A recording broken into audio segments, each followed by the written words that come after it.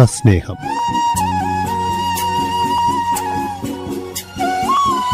മൺമറഞ്ഞു പോയ പ്രമുഖരെ പ്രിയപ്പെട്ടവർ ഓർമ്മിക്കുന്ന പരിപാടി.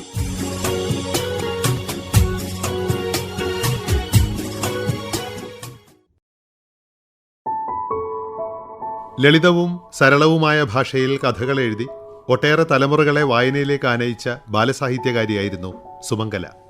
ബാലസാഹിത്യ കൃതികൾക്ക് പുറമെ ചെറുകഥകൾ, നോവലുകൾ, വിവർത്തനങ്ങൾ തുടങ്ങി വൈവിധ്യമാർന്ന സാഹിത്യ ശാഖകളിലേക്ക് ആ സാഹിത്യ സബര്യ ചിറക് വിടർത്തി.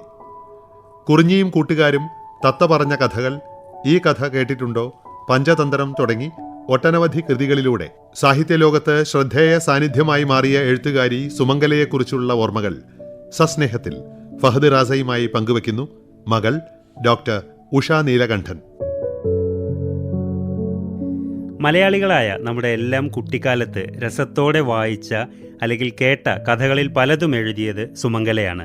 അമ്മമാർ പറഞ്ഞു തരുന്ന കഥകളിൽ നിന്നാണല്ലോ നമ്മുടെ ഈ ബാല്യകാലത്ത് മക്കൾക്ക് ഒരുപാട് ജീവിത മൂല്യങ്ങളും കാഴ്ചപ്പാടുകളെല്ലാം ലഭിക്കുന്നത്.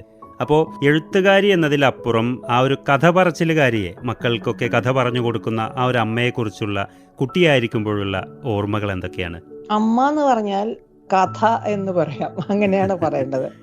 അമ്മയ്ക്ക് മറ്റൊരു പേര് ഞാൻ പറയുകയാണെങ്കിൽ അമ്മ കഥ എന്നുള്ളൊരു പേരായിരിക്കും അമ്മയ്ക്ക് ഏറ്റവും സൂട്ട് ചെയ്യണ വാക്ക്. കാരണം അമ്മയുടെ ജീവിതത്തിൽ കഥയ്ക്ക് അത്ര പ്രാധാന്യമായിരുന്നു, ഭയങ്കര ഇമ്പോർട്ടന്റ് ആയിരുന്നു.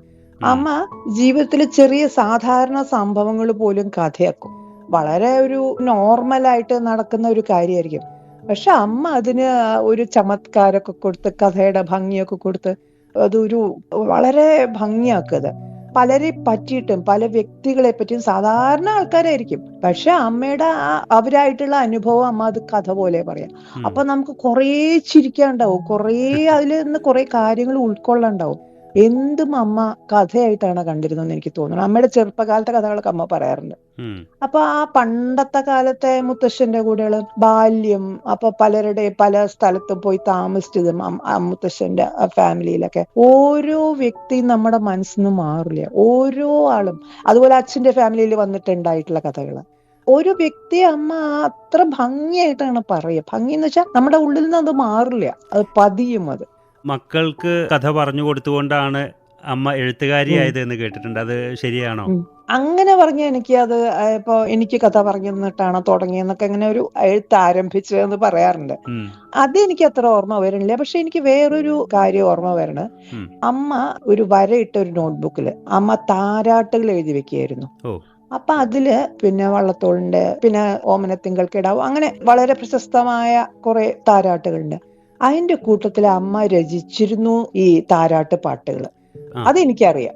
അമ്മ പാടിയിരുന്നോ, എന്നെ ഉറക്കിയിരുന്നോ എന്നൊന്നും എനിക്ക് ഓർമ്മയില്ല. പക്ഷെ ഇങ്ങനെ ഒരു കാര്യം എനിക്ക് ഓർമ്മയാണ്. അതെങ്ങനെയാണ് ഓർമ്മ വന്നതെന്ന് കൂടി എനിക്കറിയില്ല. കാരണം അതൊക്കെ വളരെ പഴയ ഒരു ഓർമ്മയാണ്. എന്റെ ബ്രദേഴ്സിനൊന്നും ആ ഓർമ്മയില്ല, രണ്ടുപേർക്കും ഇല്ല. എത്ര പേരാണ് നിങ്ങള്? ഞങ്ങള് 3 പേരാണ്. ഞാനാണ് മൂത്തത്. എനിക്ക് 2 അനിയന്മാരാണ്. അവരൊക്കെ എന്ത് ചെയ്യുന്നു? 65-ലേറെ വയസ്സായവരാണ് എല്ലാവരും. 3 ആള് ഞങ്ങള്. എന്റെ നേരെ താഴെയുള്ള ആള് പാട്ട് പഠിപ്പിക്കുന്ന ആളാണ്. മറ്റേ SBI റിട്ടയർ ചെയ്തതാണ്, അഷ്ടമൂർത്തി. മറ്റേത് നാരായണൻ. ഞാൻ PhD ഇൻ ലിംഗ്വിസ്റ്റിക്സ് ആണ്, കേരള യൂണിവേഴ്സിറ്റിയിലാണ് ചെയ്തത്.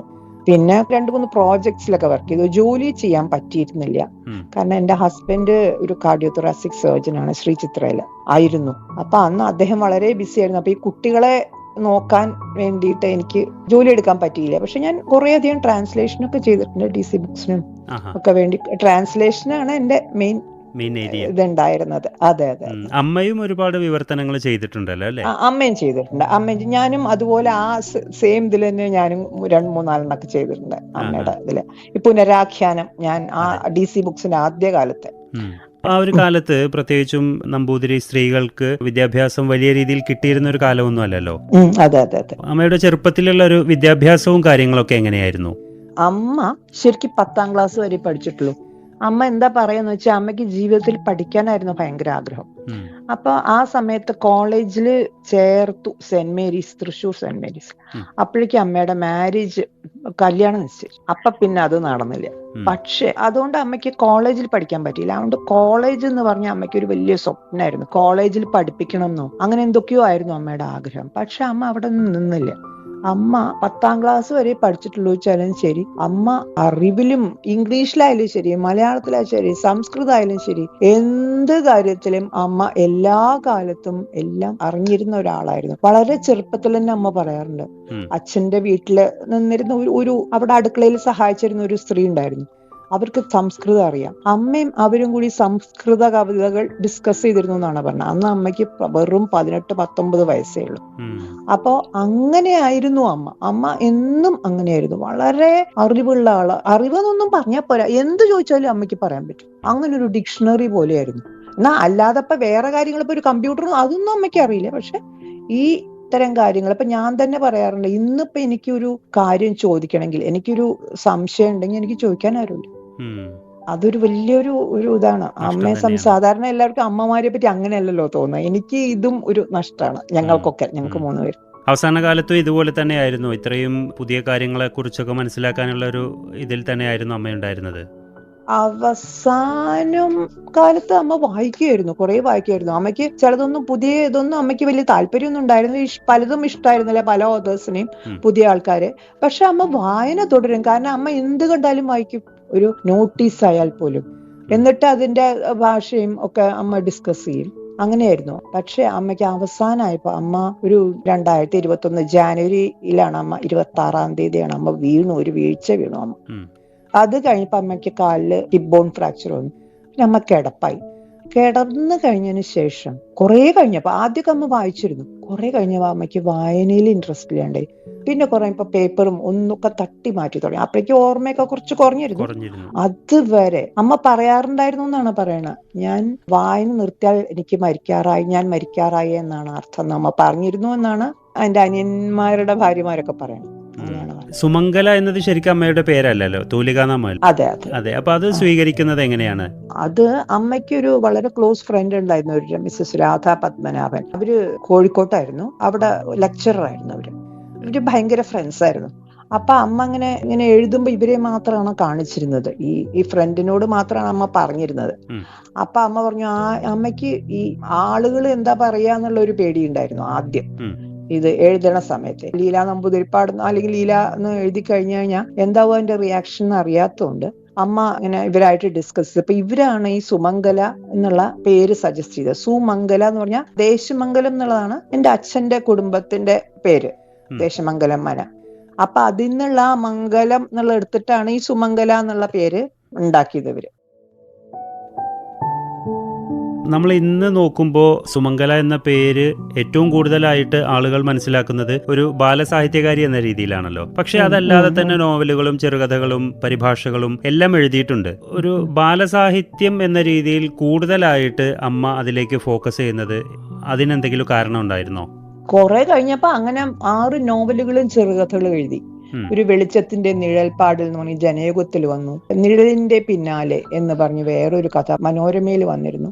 അങ്ങനെ ഒക്കെ എഴുതിയപ്പോ അമ്മയ്ക്ക് ചിലപ്പോൾ തോന്നിയിട്ടുണ്ടായിരിക്കും വലിയ സക്സസ് അതുകൊണ്ട് ഉണ്ടാവുന്നില്ല. അമ്മയ്ക്ക് അമ്മയുടെ മറ്റേ ഈ നോവലുകളെ പറ്റി വലിയ അഭിപ്രായം ഉണ്ടായിരുന്നില്ല. അങ്ങനെയാണോ ഇത്? സ്വന്തം നോവല്. പിന്നെ അങ്ങനെ ആയിരിക്കാം ഇതിലേക്ക് കാൽ വെച്ചതെന്ന് തോന്നുന്നു എനിക്ക്. പക്ഷെ എന്തായാലും കുറിഞ്ഞിയും കൂട്ടുകാരാണ് ആദ്യത്തെ ഇത് ബാലസാഹിത്യകൃതി. അത് എന്നോട് പറഞ്ഞിട്ടുണ്ടെന്നാണ് അമ്മ പറയുന്നത്. പക്ഷെ എനിക്കത് അത്ര ഓർമ്മ വരണില്ല. ആ ഒരു ചെറുപ്പകാലമാണല്ലോ. അതെ അതെ അതെ.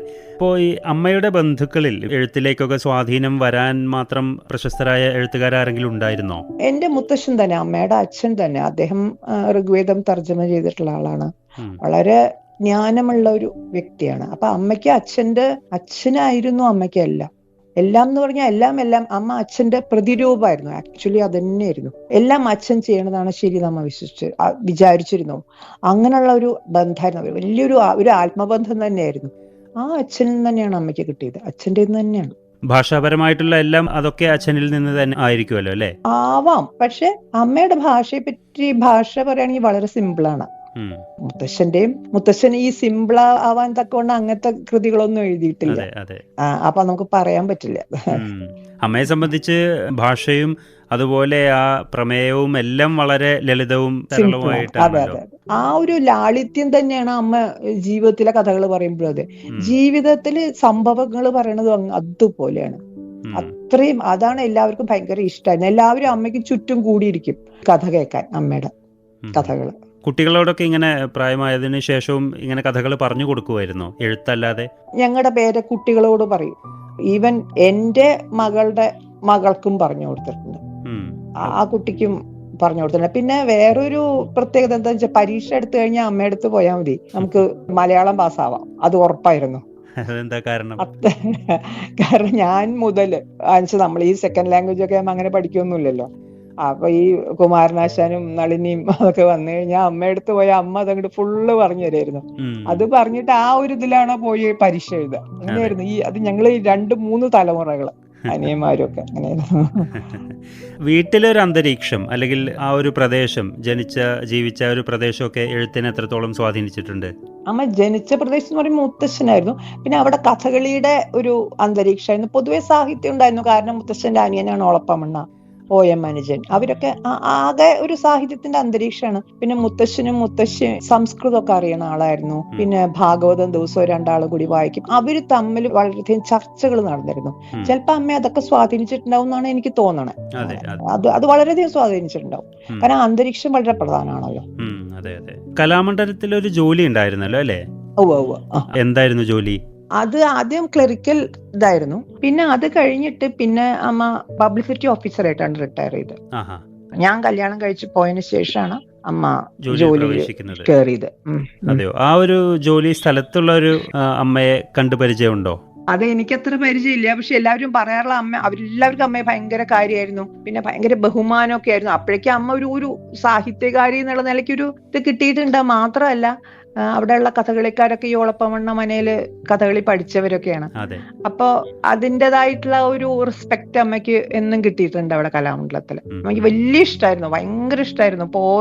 പോന്നിട്ടും കൂടി അമ്മയ്ക്ക് അത് നിറച്ച ഓർമ്മകളായിരുന്നു കലാമണ്ഡലം. അതും ഈ പറഞ്ഞ പോലെ വളരെ ഭംഗിയായിട്ട് നെറേറ്റ് ചെയ്ത് പറയുമായിരുന്നു. അമ്മയുടെ ഒരു ചെറുപ്പകാലം എന്ന് പറയുന്നത് വള്ളത്തോളൊക്കെ ജീവിച്ചിരിക്കുന്ന ഒരു കാലമാണല്ലോ, കലാമണ്ഡലം തുടങ്ങുന്ന ഒരു സമയമൊക്കെ.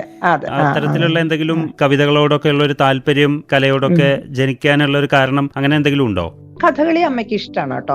കലാമണ്ഡലത്തിലും കൂടി ആയപ്പോഴേക്കും അമ്മയ്ക്ക് കുറച്ചും കൂടി കഥകളിയോട് ഇഷ്ടമായി. പക്ഷെ വേറെ കലകളോട്, ഡാൻസ് ഒക്കെ ഇഷ്ടമാണ് കലാമണ്ഡലത്തിലേതുകൊണ്ട്. അല്ലാതെ സംഗീതത്തിനോടൊന്നും അമ്മയ്ക്ക് ഒട്ടും താല്പര്യമില്ല. അത് അച്ഛന്റെ സൈഡിലായിരുന്നു സംഗീതം. അമ്മ ഈ സാഹിത്യകാരി എന്ന രീതിയിൽ പൊതുപരിപാടികളിലൊക്കെ ഒരുപാട് പങ്കെടുക്കുമായിരുന്നു. ഒരുപാട് പങ്കെടുക്കായിരുന്നു. ഈ വയ്യാതെ ആയിട്ട് പോലും പല പ്രോഗ്രാമിനും പോവാൻ അമ്മയ്ക്ക് വലിയ ഇഷ്ടമാണ്. പോണത് ഭയങ്കര ഇഷ്ടമായിരുന്നു. സംസാരിക്കുന്നതൊക്കെ കേട്ടിട്ടുണ്ടോ? ഒരുപാട് കുറെയൊക്കെ ഞാൻ കേട്ടിട്ടുണ്ട്. പക്ഷെ അപ്പോഴേക്കും കല്യാണം കഴിഞ്ഞ് ഞങ്ങള് തിരുവനന്തപുരത്തായിരുന്നു. അപ്പൊ വല്ലപ്പോഴൊക്കെ കൂടി വരുമ്പോ അത് അത്രയൊന്നും കാണില്ല. പക്ഷെ കുറച്ചൊക്കെ കണ്ടിട്ടുണ്ട്. വളരെ സിമ്പിളായിട്ട് എല്ലാവരോടും വളരെ ആ ഒരു ഓഡിയൻസിനെ കയ്യിലെടുക്കുന്ന ഒരു രീതിയിലാണ് അമ്മ സംസാരിക്കുക. അമ്മയുടെ ഒരു എഴുത്തിന്റെ രീതി എങ്ങനെയായിരുന്നു ഇപ്പൊ വീട്ടിൽ, അതിന്റെ ഒരു സമയവും കാര്യങ്ങളൊക്കെ? അമ്മയ്ക്ക് നല്ല ചിട്ടയാണ്. അപ്പൊ ചിട്ട എന്ന് പറയുമ്പോ ആ കറക്റ്റ് ടൈം 10 മണി അല്ലെങ്കിൽ 9 മണിക്ക് അമ്മമ്മയുടെ രാവിലത്തെ കാര്യങ്ങളൊക്കെ തീർത്ത് കഴിഞ്ഞാൽ അമ്മ ഇരിക്കും ഒരു ഈസി ചെയറിൽ, ഒരു റൈറ്റിംഗ് പാഡും വെച്ചിട്ട് അമ്മ ഇരുന്ന് എഴുതാൻ തുടങ്ങും. അത് 12 മണി വരെ, അച്ഛന് ഊണ് കഴിക്കാൻ സമയമാവുന്നത് വരെ അമ്മ എഴുതും. പിന്നെ ഉച്ചയ്ക്ക് കുറച്ചു നേരം റെസ്റ്റ് ചെയ്ത് പിന്നെ വൈകുന്നേരം എഴുതുമെന്ന് എനിക്ക് തോന്നുന്നു, അതെനിക്ക് അത്ര ഓർമ്മയില്ല. പക്ഷെ ഇങ്ങനെയായിരുന്നു അമ്മയുടെ ചിട്ട. അത് കാരണം തന്നെയാണ് അമ്മയ്ക്ക് ഇത്ര എഴുതാനും പറ്റിയത്. ചിട്ടയായിട്ടുള്ള ഒരു ജീവിതമാണ്. എല്ലാ അമ്മയ്ക്കും ചിട്ടയാണ്. എന്ത് കാര്യവും, ഒരു അടുക്കളപ്പണി വരെ അമ്മയ്ക്ക് ചിട്ടയായിട്ടേ ചെയ്യാൻ അറിയുള്ളൂ. അല്ലാതെ അമ്മയ്ക്ക് അതിനൊരു ഒന്നുമില്ല, അത് വിട്ടുകൊടുക്കൊന്നുമില്ല. അങ്ങനെയായിരുന്നു.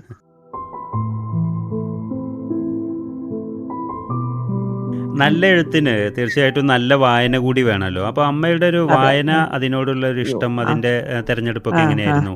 അമ്മ എങ്ങനെയാന്ന് വെച്ചാൽ അമ്മ ഒരുവിധം എല്ലാം വായിക്കും. പക്ഷെ അമ്മയ്ക്ക് ചില എഴുത്തുകാരൊന്നും അമ്മയ്ക്ക് ഇഷ്ടമല്ല. മനസ്സിലാവണം, നല്ല കൃത്യമായിട്ട് മനസ്സിലാവണം, അത് അമ്മയ്ക്ക് നിർബന്ധമായിരുന്നു. പുതിയ ആൾക്കാരൊന്നും അമ്മയ്ക്ക് വലിയൊരു താല്പര്യം ഉണ്ടായിരുന്നില്ല. ഇംഗ്ലീഷ് ഒരുപാട് വായിക്കുമായിരുന്നു, ഒരുപാട്. അമ്മ ബ്രിട്ടീഷ് കൗൺസിൽ ലൈബ്രറിയിലെ മെമ്പർ ആയിരുന്നു, അമേരിക്കൻ കൗൺസിൽ ലൈബ്രറിയിലെ മെമ്പർ ആയിരുന്നു. ഇതൊക്കെ അച്ഛനെ എവിടുന്നൊക്കെയോ സാധിപ്പിച്ചെടുത്ത് അമ്മയ്ക്ക് പുസ്തകങ്ങൾ വരുമായിരുന്നു ഇങ്ങനെ ബ്രിട്ടീഷ് കൗൺസിൽ ലൈബ്രറിയിൽ നിന്നൊക്കെ. അതൊക്കെ നിമിഷങ്ങൾക്കൊക്കെ തരും. വടക്കാഞ്ചേരി വായനശാലയിൽ 25 പുസ്തകമൊക്കെയാണ് അവര് ഒരു പ്രാവശ്യം കൊടുത്തിരുന്നത്. അവര് വീട്ടിൽ വന്ന് കൊടുക്കുകയായിരുന്നു വായനശാലക്കാർ. അങ്ങനെയായിരുന്നു. എല്ലാ പുസ്തകവും വായിച്ചിട്ടുണ്ടാവും. വടക്കാഞ്ചേരി വായനശാല എല്ലാ ബുക്കും അമ്മ വായിച്ചിട്ടുണ്ടാവും. അത് വരെ 2021 വരെയുള്ള എല്ലാ പുസ്തകങ്ങളും അപ്പോ ഇത്രയും ചിട്ടയോടുകൂടി ജീവിക്കുന്നത് കൊണ്ട് തന്നെ ആയിരിക്കും ഇത്രയും സമയം കണ്ടെത്താൻ പറ്റുന്നത് അല്ലേ? ആയിരിക്കണം. അതെ അതെ, അല്ലെങ്കിൽ എല്ലാവർക്കും ഒന്നും സമയം കിട്ടില്ല അങ്ങനെ. അത് ഒരു വിട്ടുവീഴ്ചയില്ല എന്നുള്ളതാണ്. അപ്പൊ ഞങ്ങള് വന്നാലും കൂടി ശരി എന്നുള്ള, ചിലപ്പോ ഞങ്ങള് വന്നാൽ അങ്ങനെ ഉണ്ടാവില്ല, എന്നാലും അമ്മ ഒന്നിനും ഒരു വിട്ടുവീഴ്ചയില്ല. അങ്ങനെയായിരുന്നു അമ്മയുടെ സ്വഭാവം. മക്കളോടൊക്കെ ഇപ്പോ ഒരു എഴുത്തുകാരി എന്നുള്ള രീതിയിൽ കുറച്ചുകൂടി ബൗദ്ധിക നിലവാരമുള്ള ചർച്ചകളാണോ, അതോ വീട്ടിനകത്തൊക്കെ ഒരു സാമ്പ്രദായികമായ രീതിയിൽ അമ്മ മകൾ ആ ഒരു ബന്ധം തന്നെയായിരുന്നോ? അതൊക്കെ തന്നെയുള്ളൂ ബൗദ്ധിക നിലവാരം.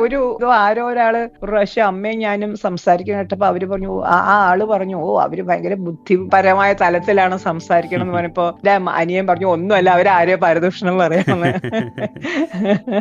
അങ്ങനെയാണ്. അപ്പൊ വളരെ നാച്ചുറലായിട്ട് സ്വാഭാവികമായിട്ട് കുറെ ചിരിക്കും, കുറെ എല്ലാവരെ പറ്റിയും പറയും. അങ്ങനെയുള്ള ഒരു സാധാരണ കുടുംബമായിരുന്നു കേട്ടോ ഞങ്ങളുടെ. എല്ലാവരും കൂടിയിട്ടുള്ളത് സാധാരണ ഇതിൽ തന്നെയായിരുന്നു. അല്ലാണ്ട് ബൗദ്ധിക തലത്തിലൊന്നും അങ്ങനെയൊന്നും പറയാറില്ല. അമ്മയ്ക്ക് ഏറ്റവും ഇഷ്ടപ്പെട്ട എഴുത്തുകാരൊക്കെയായിരുന്നു? എഴുത്തുകാര് മാധവിക്കുട്ടി അമ്മയ്ക്ക് നല്ല ഇഷ്ടമായിരുന്നു. കമലാദാസനെ, പിന്നെ MT ഒക്കെ ഇഷ്ടമായിരുന്നു കേട്ടോ. അവരൊക്കെ തന്നെ അന്നത്തെ കാലത്തെ T. പത്മനാഭൻ, അവരൊക്കെ ഇഷ്ടമായിരുന്നു. പിന്നെ അമ്മയ്ക്ക് സുഗതകുമാരിയോട് വലിയ അടുപ്പായിരുന്നു. സുഗതകുമാരി ടീച്ചറോട്, ടീച്ചർക്ക് അമ്മയോടും അതെ വലിയ കാര്യമായിരുന്നു. ഭയങ്കര ഇഷ്ടമായിരുന്നു അവര് തമ്മിൽ, നല്ല സ്നേഹമായി. പിന്നെ സാറാ ജോസഫ്, അവര് ഒരുമിച്ച് ബസ്സിൽ യാത്ര ചെയ്യായിരുന്നു. അപ്പൊ സാറാ ജോസഫിനോട് വലിയ ഇഷ്ടമായിരുന്നു. അമ്മ ഇവിടെ പറഞ്ഞതിന് ശേഷമുള്ള ഈ ഒരു സമയത്ത് ആലോചിക്കുമ്പോൾ ഒരു അമ്മയുടെ ഒരു സാന്നിധ്യം എങ്ങനെയാണ് ഇപ്പോ മനസ്സിൽ നിലനിൽക്കുന്നത്? അമ്മയുടെ സാന്നിധ്യം എന്ന് പറഞ്ഞു കഴിഞ്ഞാൽ, അമ്മ അങ്ങനെ ഒരു വ്യക്തിയായിരുന്നു. എന്താ ഞാൻ പറയാ, എനിക്ക് ഇപ്പോഴും അത് ആ ഒരു വാക്വം ഇപ്പോഴും എനിക്കത് അങ്ങനെ കിടക്കുകയാണ്. എന്നും രാവിലെ 10 മണിക്ക് ഞാൻ അമ്മയെ വിളിക്കുകയായിരുന്നു. ഇപ്പോഴും ഈ അടുത്ത കാലത്ത് പോലും ആ 10 മണിക്ക് വിളിക്കണമല്ലോ എന്നുള്ള ആ ഒരു ഓർമ്മ എനിക്ക് വന്നു. അപ്പൊ അത്രത്തോളം എന്റെ മനസ്സിലുണ്ട്. എന്ത് കാര്യം ഉണ്ടെങ്കിലും, എന്ത് ബൗദ്ധികമായിട്ട് മാത്രമല്ല, വീട്ടിലത്തെ കാര്യമായാലും എന്ത് കാര്യമായാലും അമ്മയോട് എനിക്ക് പറയണം, അങ്ങനെയായിരുന്നു. അപ്പൊ അതൊരു വലിയൊരു എന്താ പറയാ, അത് അവിടെ തന്നെ കിടക്കുകയാണ്. ആ ഒരു വിങ്ങലോ എന്താ പറയാ, അതവിടെ ഉണ്ട് അമ്മ ഇല്ലാത്തതിന്റെ. പിന്നെ എനിക്ക് കുറച്ചുകൂടി ഒരു ദുഃഖം വന്നത് എന്താ വെച്ചാൽ, ആ സമയത്ത് കോവിഡ് സമയമായിരുന്നു അമ്മ മരിച്ച സമയത്ത്. അപ്പൊ എനിക്ക് അമ്മ മരിക്കുന്ന സമയത്ത് അവിടെ ഉണ്ടാവാൻ പറ്റിയില്ല. അത് എന്റെ വീട്ടിൽ എന്റെ മോൾക്ക് കോവിഡ് ആയിരുന്നു. അപ്പൊ എനിക്ക് അവിടെ പോകാൻ പറ്റിയില്ല. അതുകൊണ്ടും കൂടിയാണോ എനിക്കറിയില്ല, എന്തായാലും എനിക്ക് ആ ഒരു വിങ്ങൽ ഇപ്പോഴും ഉണ്ട്. വളരെ വ്യത്യസ്തമായ ഒരു വ്യക്തിയാണെന്ന് എനിക്ക് തോന്നുന്നത്. വളരെ വ്യത്യസ്തതയുള്ള ഒരു വ്യക്തിയാണ് എല്ലാ തരത്തിലും, എന്തിലും അതെ. വളരെ വ്യത്യസ്തമാണ്. വളരെ എന്താ പറയുക, വൈരുദ്ധ്യങ്ങളുള്ള ഒരാളാണ്. ഒരേ സമയം വളരെ ട്രഡീഷണലാണ്, അതേ സമയം വളരെ മോഡേണുമാണ്. ഇത് രണ്ടും കൂടിയിട്ടുള്ള ഒരു മിക്സ് ആണ് അമ്മ. കഴുത്തിന് അമ്മ താലി ഊരാൻ അമ്മയ്ക്ക് ഭയങ്കര മടിയായിരുന്നു. അതൊന്നും ഊരാൻ സമ്മതിക്കില്ല. എന്നാൽ അതേസമയം അങ്ങേയറ്റത്തെ വിപ്ലവകരമായ കാര്യങ്ങൾ പറയുകയും ചെയ്യും. അതാണ്.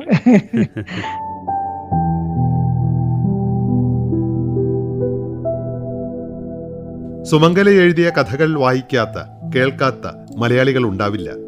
കഥ പറഞ്ഞ് കുട്ടികളെ രസിപ്പിച്ച കഥാമുത്തശ്ശി. സസ്നേഹത്തിൽ ബാലസാഹിത്യകാരി സുമംഗലയെക്കുറിച്ചുള്ള ഓർമ്മകൾ ഫഹദ് റാസയുമായി പങ്കുവച്ചത് മകൾ ഡോക്ടർ ഉഷ നീലകണ്ഠൻ.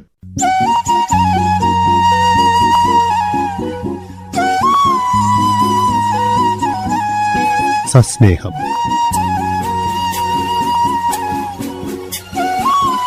മൺമറഞ്ഞുപോയ പ്രമുഖരെ പ്രിയപ്പെട്ടവർ ഓർമ്മിക്കുന്ന പരിപാടി. നിർവഹണം ഫഹദ് റാസ.